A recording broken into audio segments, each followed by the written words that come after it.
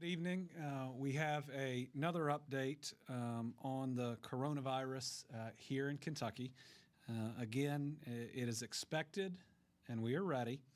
The most important thing for the public is to remain calm, to practice good hygiene, and to understand we are all going to get through this. We're going to get through it together, and we're going to get through it by having good practices. As time goes on, we will have more positive cases. We need to expect that. Tonight we can report that we ran 13 cases today, 2 new positives, 11 negatives. Our new positive cases are 1 from Harrison County and 1 in Fayette County. We don't know that person at this time is a Fayette County resident. We have no additional details on those cases tonight. We should have more details at 9 a.m. tomorrow. When we will hold our next briefing. We do know that both individuals are in isolation. So this brings Kentucky's total number of positive cases to 6. 3 of those cases are in Harrison County, 2 are being treated in Fayette County, and 1 is in Jefferson County. So once again, we're ready. We're going to have more positive tests come back as time moves on. Stay calm, practice good hygiene. Wash your hands, wash them thoroughly, wash them repeatedly. If you are sick, do not go to work. If your child is sick, do not go to school. Some of the most important information that we can give right now is we all have to protect our most vulnerable populations. Those are people with heart, liver, or kidney disease. And there certainly are seniors. The CDC is talking about 60 and older, but certainly those older than that. To those seniors, avoid crowds. And I'm going to go ahead and say don't fly. That is our advice. And certainly do not get on a cruise ship. That was some of the information today from our call with the vice president and others. Everybody has a duty here when it comes to the most vulnerable populations in Kentucky. We need to make sure that not only do we practice the type of good hygiene to protect us and our families, but that we also need to practice good hygiene so that we don't infect other folks. Because most people that get this, as Dr. Stack has said, might not show symptoms at all, or they would be very mild. We have an important duty to make sure that we are not the person that ultimately infects someone that has a harder time battling this than others. The state is being active and aggressive in the way that we respond to this. We have a state of emergencies we've called. That gives us every tool that is available. We have activated our emergency operations center. We've had an executive order and steps we've taken in Medicaid to try to alleviate any costs related to testing, and we're going to have more steps tomorrow and as we move forward to make sure that we are doing everything possible and that we are reacting as fast as the information that we get. So again, Kentucky is now up to 6 positive cases, and folks, we're going to have more. That doesn't mean we're not ready. We are, and it doesn't mean that people should overly worry. We've just got to make sure that we take the necessary steps as we move forward, and we will come out on this of the other side. And I notice so many families, it's scary. We're going to be okay. Just listen to the important steps, follow them, and we will get through this together. So with that, I know there's not a lot of additional information tonight, but we're happy to take questions. So in other states, we've seen them give a little bit more information, like ages, gender, that sort of thing. Why are we not releasing that sort of information? I think we're going to be able to provide more information tomorrow, including some of that information. You know, it changes when you have just one individual case where that information might identify the individual so early that the epidemiologists don't have the opportunity. But as we go forward, I think we're going to be able to provide more of that, and you can expect some of that tomorrow morning. The Louisville pastor, Pastor Cole, do state officials know if he had the coronavirus when he was here in the Omni Hotel? Well, let me turn that over to Dr. Freelander, or Eric Freelander. I just made you a doctor. No, You were thank there you. today for that, Appreciate it, right? yeah. I don't believe we know. That is not something that we would have any real idea about at this point. When did the state become aware that he had contracted and he was in Louisville? Did someone inform the state? I don't believe we have that information at this point. I think we primarily found out when Right. you all heard about it. It was the same time that we did. And I believe earlier today, what Dr. Stack talked about is just because someone has it doesn't mean they're transmitting it. And I think that context is important for the public to know when they hear that someone in their community has had it. So if the person that has it is also practicing good hygiene, which is really important, the social distancing, the 6 feet, washing their hands, doing those things, then they might not be transmitting it to other people. So again, it's important that people know and have the facts. It's also important that those facts are in context so that people can be mindful, but ultimately not lose their mind to make sure that we don't cause fear, we just cause preparation. Have you been having any internal discussions about steps you might take in the foreseeable future here in the Capitol? Absolutely. Limiting visits, obviously there are a lot of children who come here for school trips. So we are having those conversations. They're ongoing. One of the steps that we're taking right now is we're doubling our cleaning as it's done here in the Capitol. We are also going through the protocols to make sure we are cleaning correctly, and we are looking at other options as this evolves. Ways that within the Capitol people could still be here to do business, but perhaps we engage in that type of social distancing. There are a number of different steps that could be taken. We're looking at best practices, many of which have to do with businesses.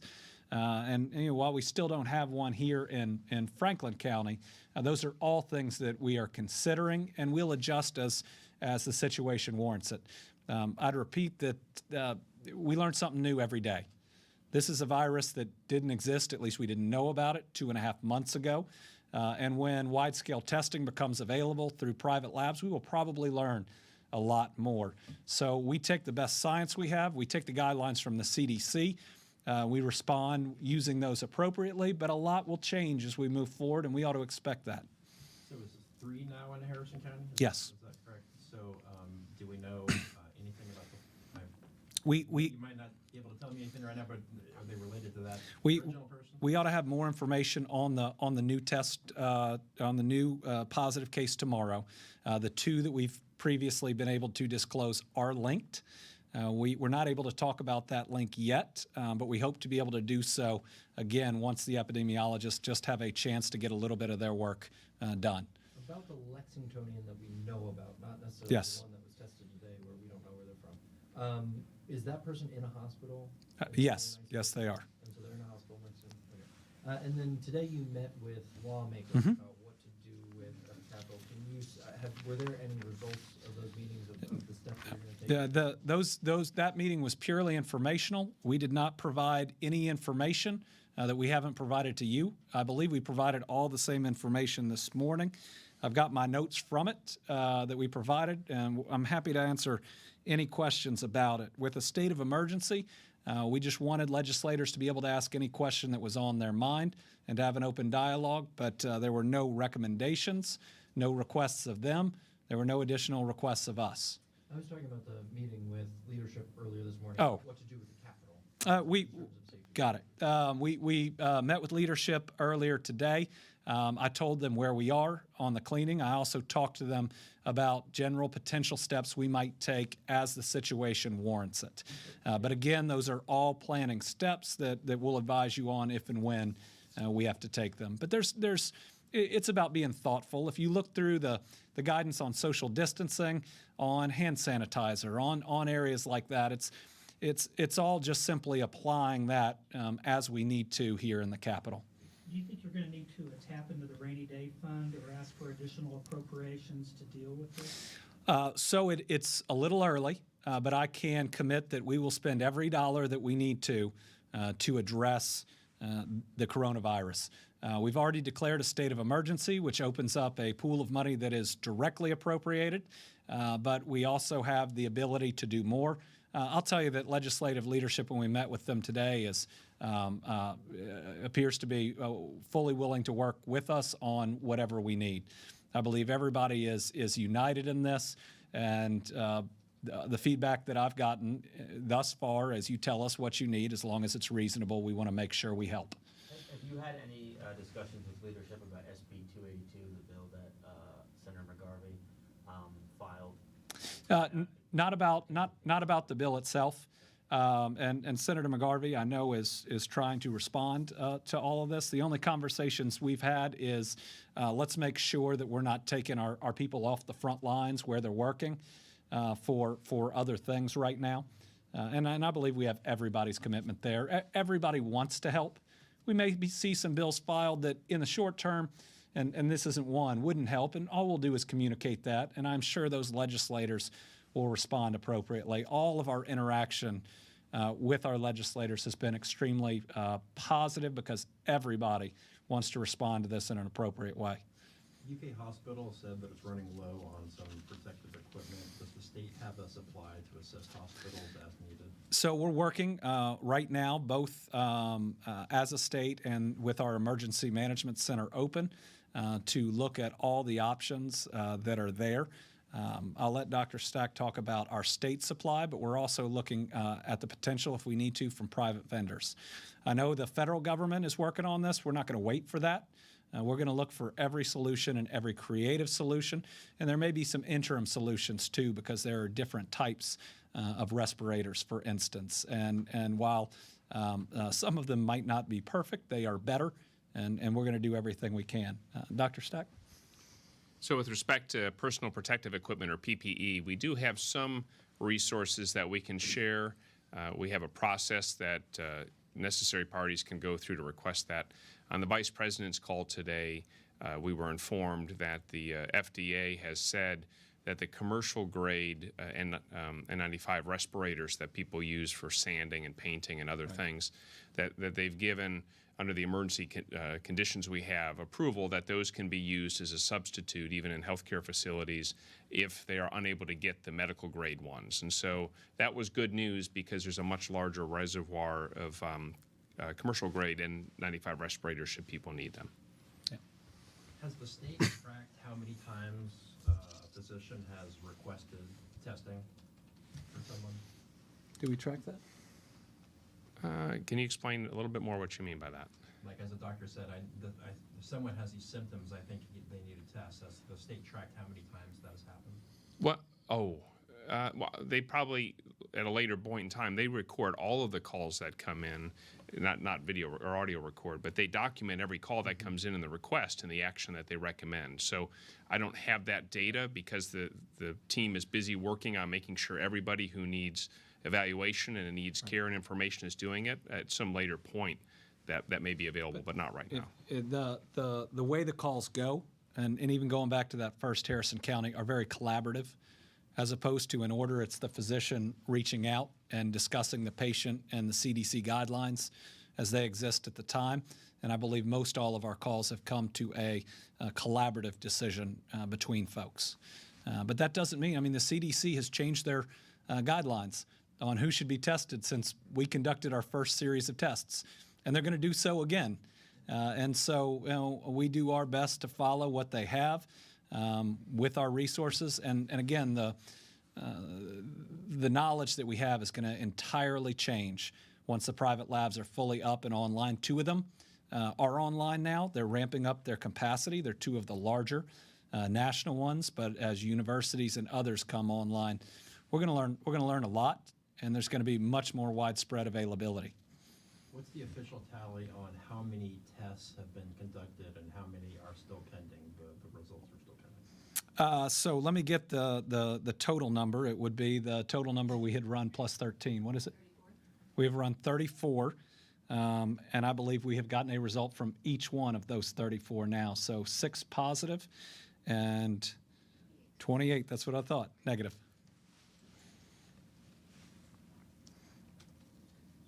With that, so sorry, I'm kind of stuck on the testing procedure. This is obviously going to change, but is there cause for concern that somebody might not qualify for the test but could have it, like in that situation in Harrison County? Well, I think as we learn more about the coronavirus, it could be, and it's likely that it's more widespread than we believe it is. But when we've got a limited number of tests as it's still ramping up, I think what they're looking for are the most vulnerable populations, the people who show the most symptoms, making sure that we can get those tests in those circumstances. But all these healthcare professionals are doing the very best they can with something that is 2.5 months old. At the very end of this, we'll have learned a whole lot about it. And as we go, I think it's important that we react appropriately and do the best we can. Again, we got the news this morning that very first patient is improving, and that's really good news. And it still takes 12 hours for a test to come back? That hasn't. We can potentially get it done in less than that. If we get a case, because there are multiple tests in a case, but a case is one individual, by noon on a day, we can get it processed by, right now we're aiming for 6, but that day. If it comes afternoon, it could take until the next day. So some of these may be in slightly shorter than the 12 hours. But that turnaround time is one of my beliefs and why we are reporting some more cases than some other states. I don't think we've been hit harder. I just think we are more aggressive in how we're responding. I think that's a good thing for our people, and having the state lab get up online earlier helps us. And while we don't want to see positive cases, it does mean that we know. And it means those people can be treated, and again, it's much better to know than to not with that individual. All right, well, we will have more information at 9 a.m. tomorrow. Thank you all.